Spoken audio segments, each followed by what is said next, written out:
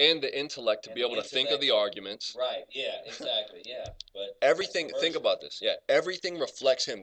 Your ability to argue with your parents or parents with your kids, right?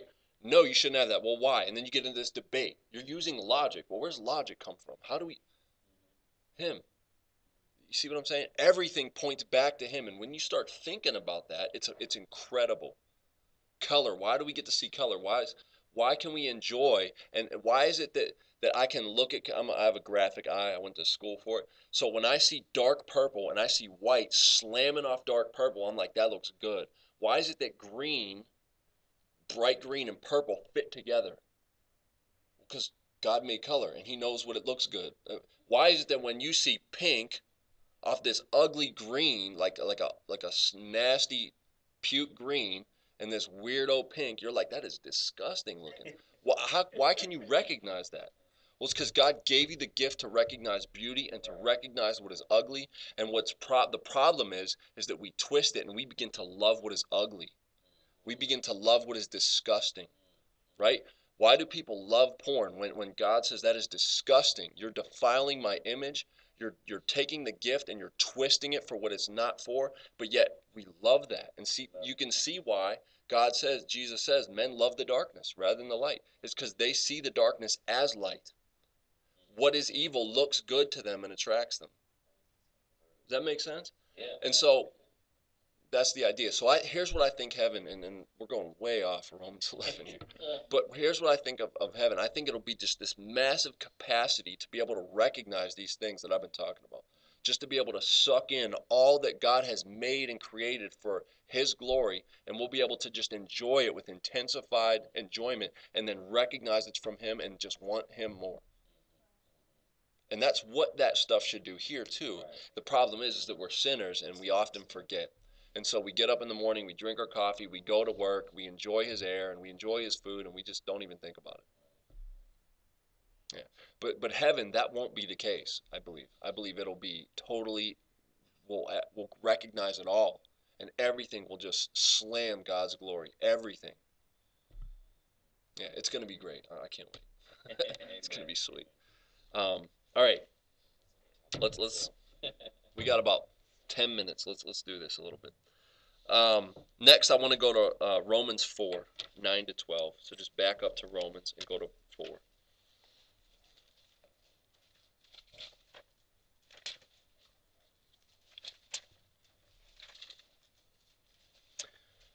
Now remember, the covenant made with Abraham in Genesis, I believe it's 17. He says, look, you're supposed to circumcise every male the 8th day. And this will be the sign of the covenant that I'm making with you. Those who are circumcised are in the covenant.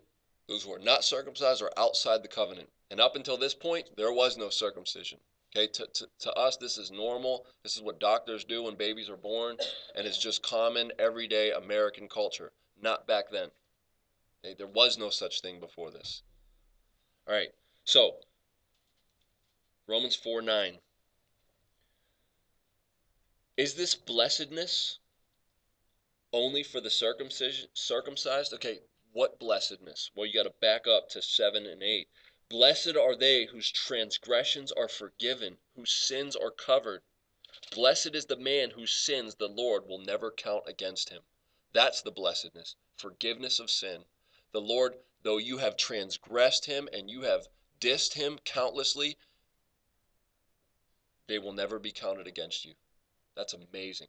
Why? Because all those sins and all that anger towards those sins was diverted from you and put on Christ at the cross. And the sky went dark and the earth shook, and who knows what Jesus was experiencing besides the physical pain of crucifixion. Because he cries out with a loud voice, why have you forsaken me?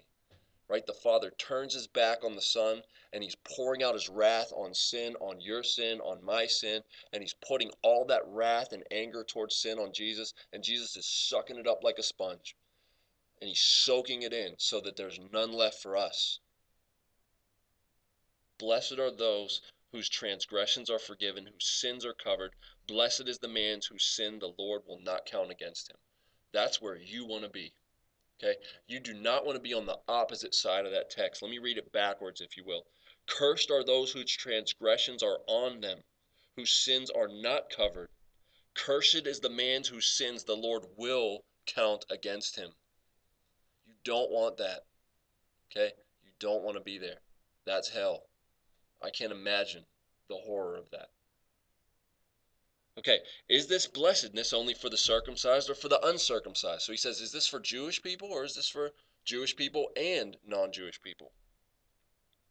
We have been saying that Abraham's faith was credited to him as righteousness. Under what circumstances was it credited? Was it after he was circumcised or before? Okay, now you got to know that in Genesis 15 is where, and you can go look this up yourself, Genesis 15 is where God promised Abraham he would make him into a great nation. And it says Abraham believed God and it was credited to him as righteousness. Whose righteousness? Jesus' righteousness. Credited back, or I'm sorry, yeah, back to Abraham, who had already come before Jesus. That righteousness was credited to Abraham, and in the same way that our sins were put back on Jesus, even though we didn't exist yet, Abraham's sins were put on Jesus, even though Jesus didn't exist yet. Okay? In the same way that we're credited with Christ's righteousness, even though we weren't there, the same way with the Old Testament, but forward. Christ's righteousness is counted backwards to them, and their sin went forward and was put on Jesus on the cross. And so Jesus was paying for the sins of Noah and Abraham and Isaac and Jacob and Adam and Eve and everyone who will be in heaven. Their sins were poured out on Jesus on the cross. And his righteousness was credited backwards to them and forward to us. That's the only way anybody is ever saved. So, he says, was it credited to him, the righteousness of Jesus? Was it credited to him before he was circumcised or was it after? And the answer is it was after, because circumcision doesn't come till Genesis 17. And I encourage you to go back and read it later on tonight. 15, Genesis 15 is where he's credited with the righteousness of Christ. Genesis 17 is when the covenant is made and circumcision begins. Here's why he's arguing this way. There was a cultural Jewish argument that you have to be circumcised to be saved. It was a works righteousness. This was huge in Galatians. This was one of the main reasons Paul wrote Galatians, was because there was Jewish Christians who were saying, and they may not have been Christians at all because they were adding works in with Jesus. They're saying, yeah, you got Jesus and you need him, but you also need circumcision. And you also need to follow the law. You also need to follow the ceremonial law and the dietary laws. And we're going to put all this stuff on you guys. But yeah, you need Jesus too. And that doesn't work that way. And you remember Acts 15 was the first council where they said, no, we're not going to put any of that stuff on the Gentiles. They don't have to follow any of our Jewish laws because that never saved anybody. And I encourage you guys to go read that. Go read Acts 15 where Peter and James, they stand up, and John and all the apostles and all the early church leaders were there, and they ruled, no, there will not be all this stuff heaped on the Gentiles. Because we couldn't keep it, our forefathers couldn't keep it, and they can't keep it either. And that's not how we're saved anyway. That's basically it boiled down. You read it for yourself, Acts 15.